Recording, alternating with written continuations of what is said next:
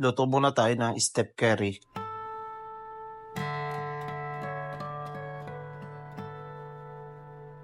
Lagyan ng mantikang natutulog.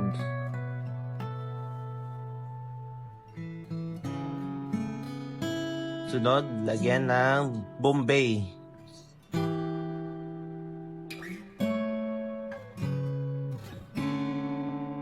Sunod, lagyan ng kontra para sa vampira. Tapos, mekos-mekos mo lang.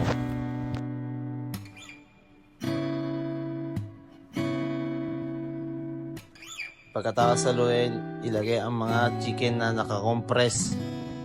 Lesson learned. Dapat pag magluluto ka ng mga chicken na nakakompress or mga meat na nakakompress, ilabas mo na agad. Kasi ayan hirap Tignan mo. Hirap pag-iwahiwalay, di ba? Nailabas ko na yan. Ang medyo matagal na. Siguro mga 1 hour na nasa labas. Kaso, napabayaan ko lang. Hindi ko binasa ng tubig. Kaya ayan, tikit-tikit pa rin. Di ba?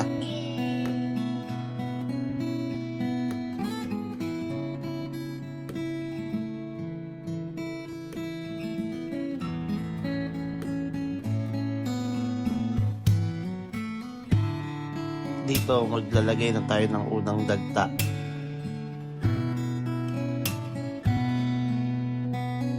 Tapos mekos-mekos lang mga insan. Sunod, lagyan na natin ng tagli 5 pisong step curry.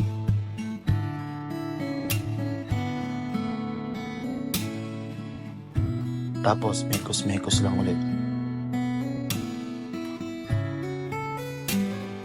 Tapos dagdagan ulit ang step curry. Bitin kasi. Tapos mekos-mekos ulit.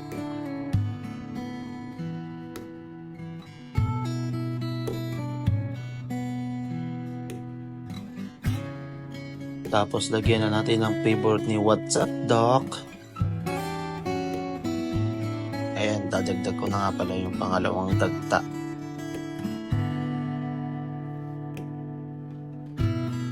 Sunod, lalagyan na natin ng mga hiniwang laman lupa.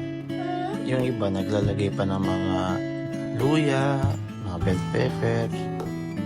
Ako wala na akong nilagay na ganun kasi ang mahal ang bilihin dito.